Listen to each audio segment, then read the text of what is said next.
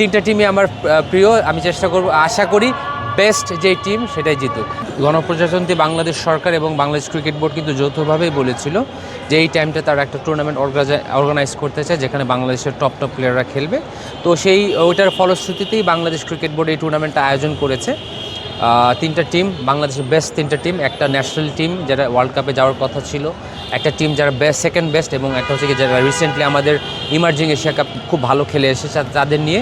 তা আমরা আশা করছি এই টুর্নামেন্টটা খুবই কম্পিটিটিভ হবে এবং এই টুর্নামেন্টে তার প্লেয়াররা তাদের ট্যালেন্ট শোকেস করতে পারবে, সো দ্যাট আমরা ভবিষ্যতের জন্য আমাদের T20 প্লেয়ারদের যে পুলটা সেটা বড় করতে পারি।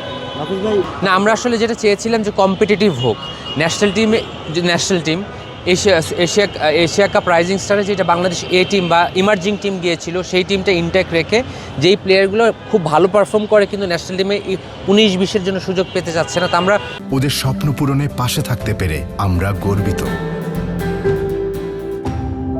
কম্পিটিশনটা এনশিওর করতে চেয়েছিলাম, এই জন্য তিনটা টিমটাকে মিক্স ম্যাচ না করে, অনেক সময় হয় কি মিক্স ম্যাচ করলে হয় কি একটু প্র্যাকটিস ম্যাচ আমেজ হয়ে যায়। আপনারা যদি খেয়াল করে থাকেন, বাংলাদেশ ক্রিকেট বোর্ড চেয়েছে যতটুকু প্রফেশনালি এই টুর্নামেন্টটা অর্গানাইজ করতে, যাতে অনেক কম্পিটিশন হয়, সেই জন্যই কিন্তু তিনটা টিমকে ইনটেক রেখে করা। তো একদমই খুবই অল্প সময় ছিল, আমরা এই জাস্ট ইলেকশনের আগে তিনটি টুর্নামেন্ট আমরা শেষ করে ফেলছি।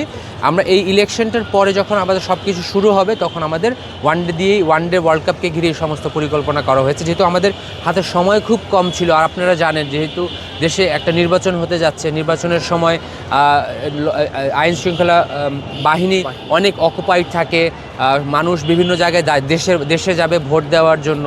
এরকম সিচুয়েশনে আসলে আপনি যদি টুর্নামেন্ট বড় করেন তখন এটাকে পুল অফ করাটা ডিফিকাল্ট হয়ে যায়। যেহেতু টুর্নামেন্টের one of the main organisers, tournament আসলে আমি লিড করছি।